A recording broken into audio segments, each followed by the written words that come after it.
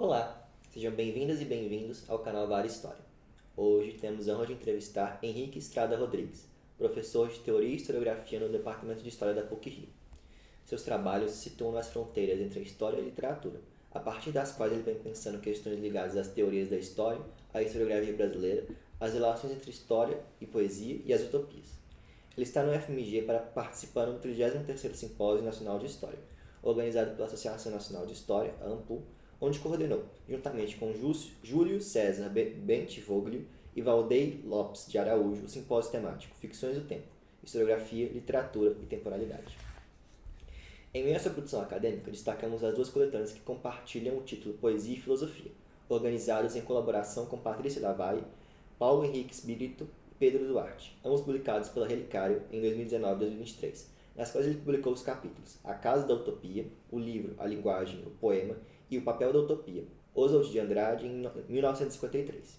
Em Vara História, ele publicou em 2025 o artigo Preparações para o Futuro, a extravagante teoria de Charles Fourier, como parte do dossiê Formas Textuais, Imaginação e Historicidade, organizado por Patrícia Reis, Clarissa Matos Farias e André Jobim Martins.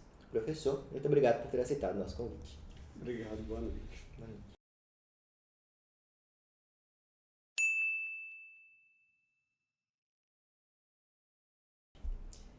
Queria começar falando sobre o capítulo Papel da Utopia, Oswald de Andrade, em 1953. Nele, você se vale de um corpus de entrevistas, ensaios, conferências e textos de intervenção produzidos pelo célebre poeta do modernismo brasileiro para convidar a compreensão de certo sentido utópico de enunciação. Seria possível pensar em analogias entre a permutação dialógica de autores, eventos interlocutores que você identifica em Oswald de Andrade e nossa atividade como historiadoras e historiadores? E se sim, que sentidos teóricos poderíamos extrair dessas analogias? Bom, obrigado, Felipe, pela pergunta e por começar com Oswald de Andrade, que é o autor com o qual eu comecei, na verdade, a estudar as utopias, a história do conceito de utopia, o imaginário utópico, 20 anos atrás, aqui na UFMG, num pós-doutorado que eu fiz, logo depois que eu terminei meu doutorado.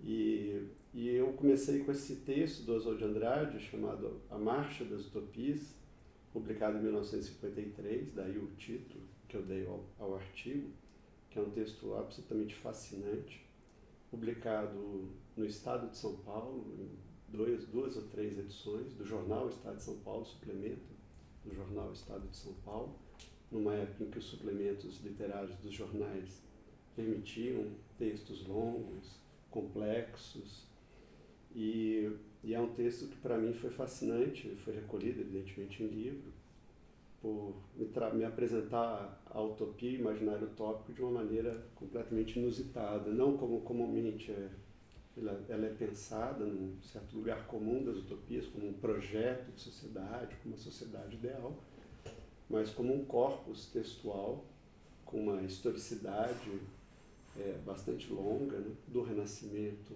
no caso do Oswald de Andrade, né, a maneira como ele reconstrói essa história, né, do Renascimento, ou seja, dos textos fundadores do imaginário utópico, como a Utopia, do Thomas More, o Rabelais, que é um leitor do Thomas More, incorpora o imaginário utópico na sua literatura de ficção, até o século XIX, até o Marx e o marxismo, que o Oswald de Andrade insere como parte do ciclo das utopias. Então, esse é um lado que me pareceu, naquela época, bastante interessante, né? Essa historicidade do imaginário utópico à luz de um corpus textual bastante definido.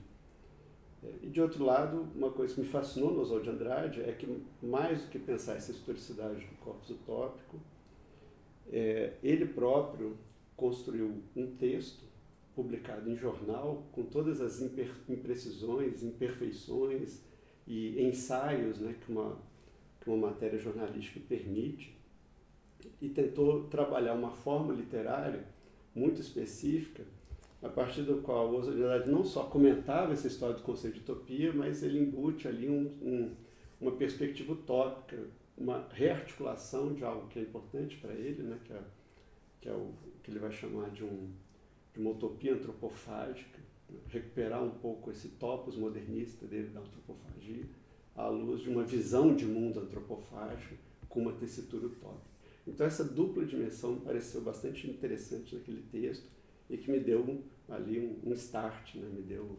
Me deu vontade, né, de estudar o Oswald de Andrade e a partir do Oswald de Andrade começar a estudar o imaginário utópico. E eu acho que eu nunca abandonei esse ponto de partida, né? Quer dizer, esse texto que eu publiquei ano passado, ano retrasado, não sei, sobre o Oswald de Andrade, curiosamente é um dos últimos textos que eu publiquei sobre utopia, mas na verdade é uma pesquisa que eu comecei há 20 anos atrás, né? Então, isso foi uma contingência da minha vida, né? 20 anos depois que eu consegui publicar um texto curto de 13 páginas de uma pesquisa que começou 20 anos atrás. Mas esses dois lados, né, que eu estou tentando desenhar aqui, né, de uma reconstrução de um corpus textual que vai do Renascimento ao século XIX, isso pertence, nunca abandonei isso está no texto do Oswald de Andrade, né, e de outro lado é pensar uma forma de exposição, né, pensar as formas textuais, os recursos poéticos, retóricos, conceituais, que permitem pensar a utopia como uma forma de pensamento, né? Uma forma de pensamento textualmente construída e que, portanto, mobiliza do intérprete a necessidade de uma compreensão desses códigos, desses protocolos poéticos retóricos, para tentar um pouco reconstruir as formas de imaginação da utopia. Então, o Oswald de Andrade é um texto que eu estudei, mas também é um pretexto e um ponto de partida para tudo que veio depois na minha trajetória. Queria agora falar especificamente sobre o seu trabalho que saiu em Várias Histórias.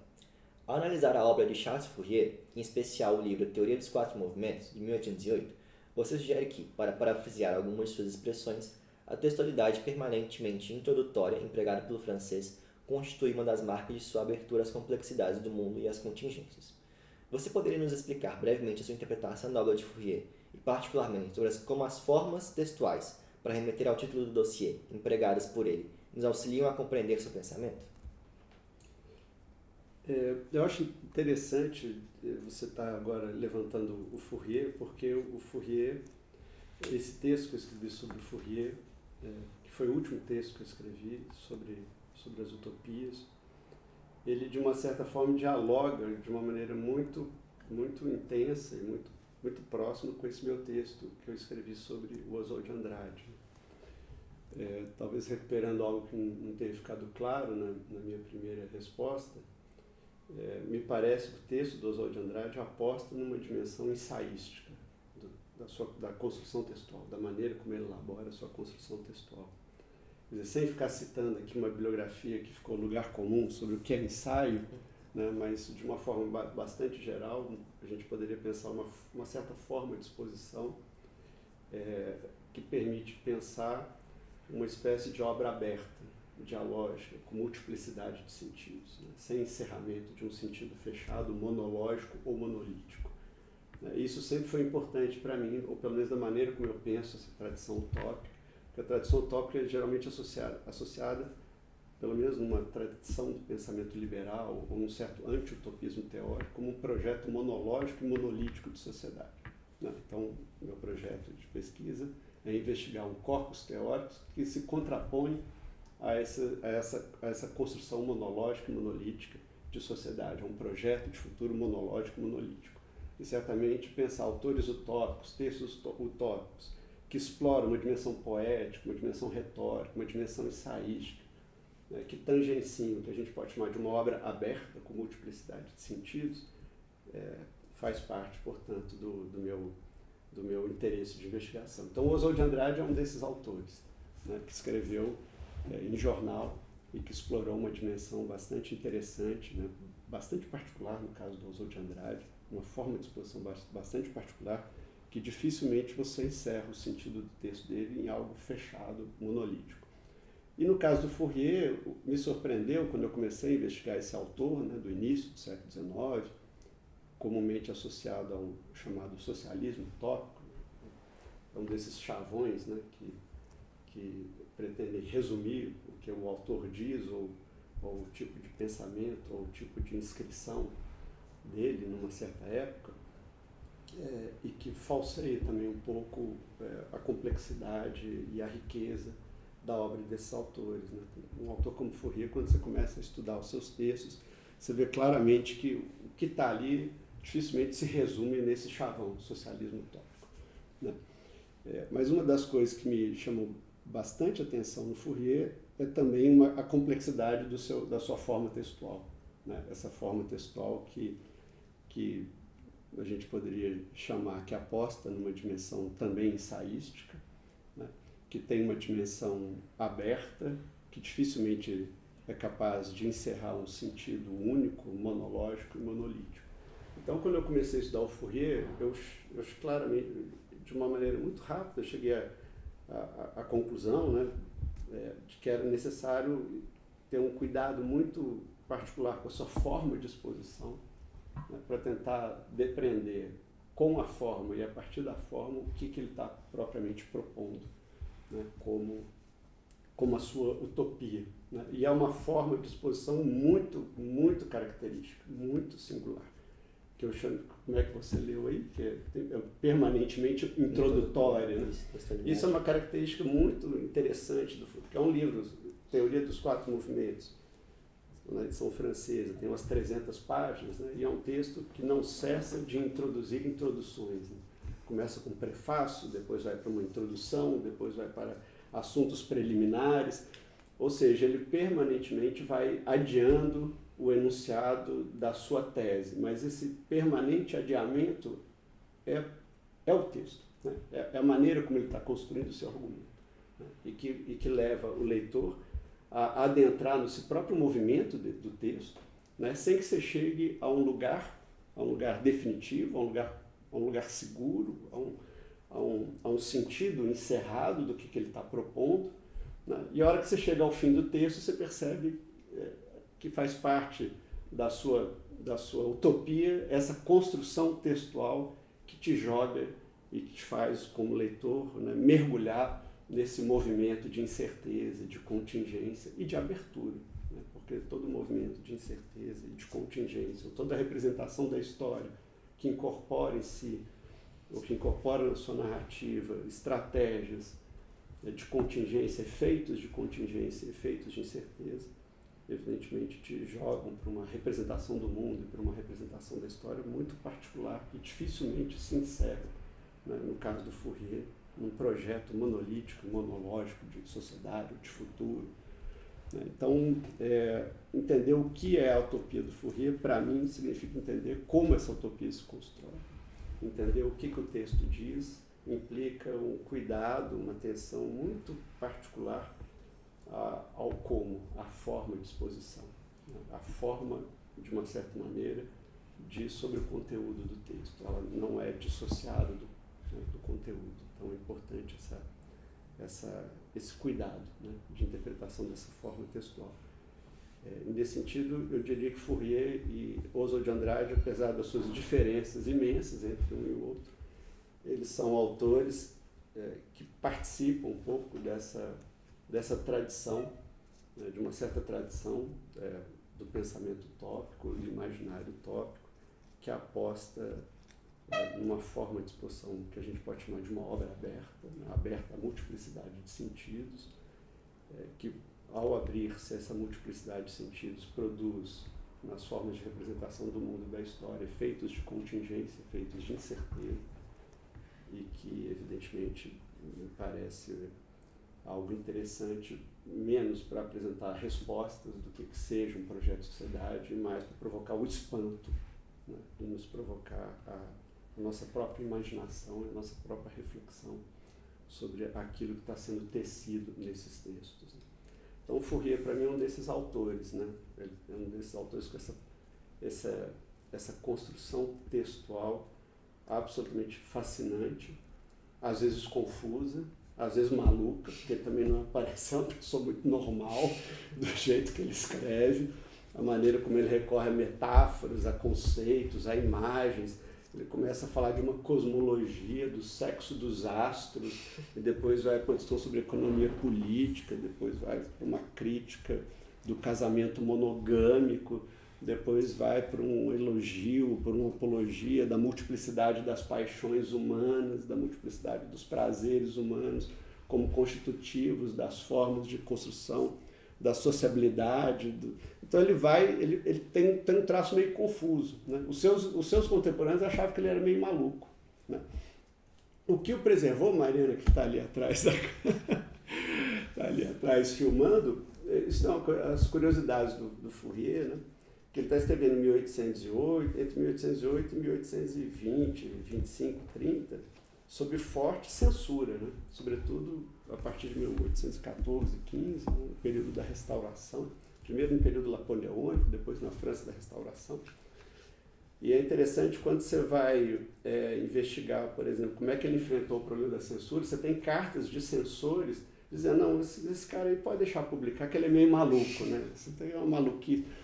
E tem alguns intérpretes que vão dizer que essa é uma maluquice estudada, justamente para fugir da perseguição. E eu acho que essa é uma hipótese interessante, né?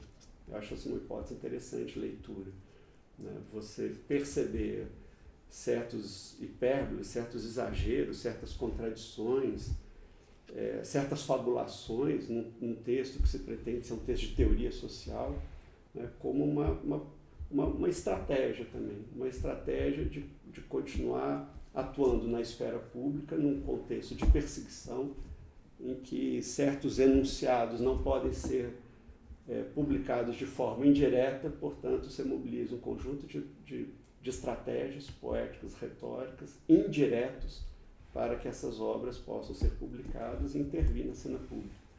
Então, essa maluquice, que tem um pouco mesmo de maluquice, vai ler o Fourier e fala, meu Deus, o que é isso aqui? Mas também tem uma maluquice estudada, né? E essa maluquice estudada produziu essa linguagem indireta em tempos de perseguição, para parafrasear um título de uma obra clássica do Léo Strauss, né? Dessas estratégias que você tem que construir para continuar na cena pública, né? Teatralizadas, mascaradas, né? Você mascara suas ideias para que elas possam estar na cena pública e não serem objetos de censura. Isso me parece muito fascinante no Fourier, né? E eu acho que uma atenção a esse tipo de protocolo textual é importante para entender também o que ele está propondo como a sua utopia. Você tem uma longa trajetória de pesquisa sobre as utopias, da qual o artigo recentemente publicado na VAR é um dos resultados, e que você também ressaltou em sua intervenção no Encontro Regional da ANPU, realizado aqui no FMG em 2024.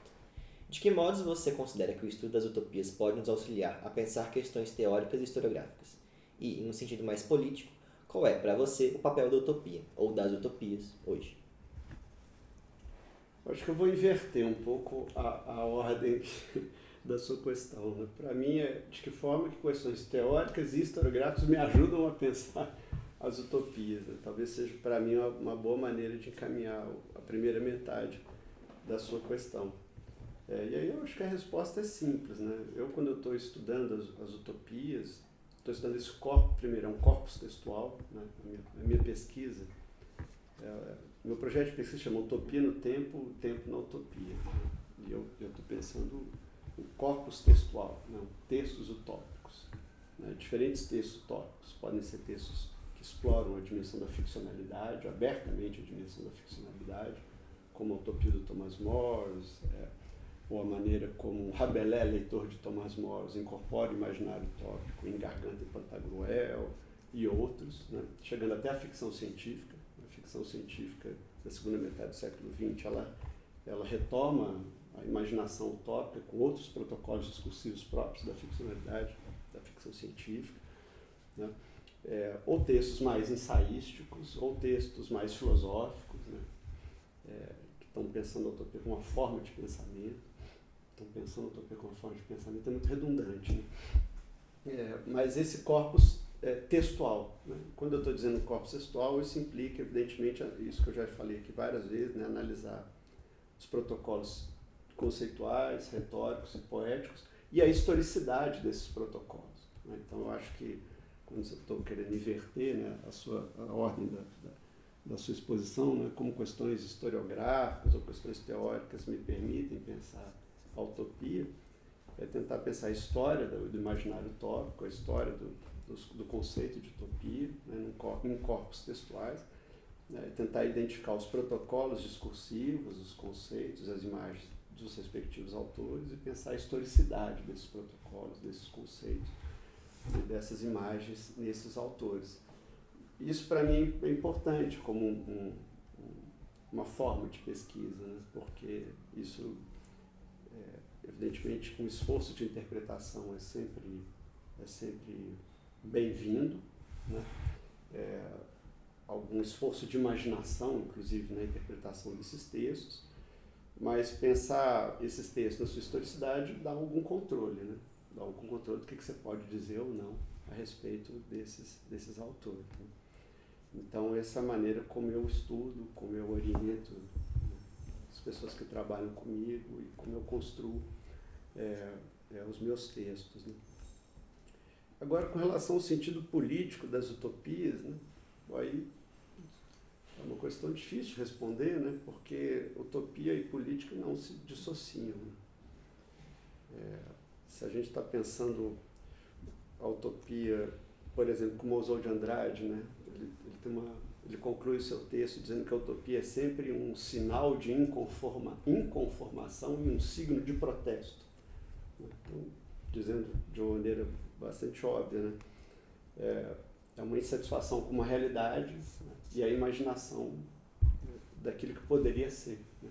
É você pensar a realidade como algo que está aí, que está dado, mas também pensar as potências, né, as virtualidades dessa realidade.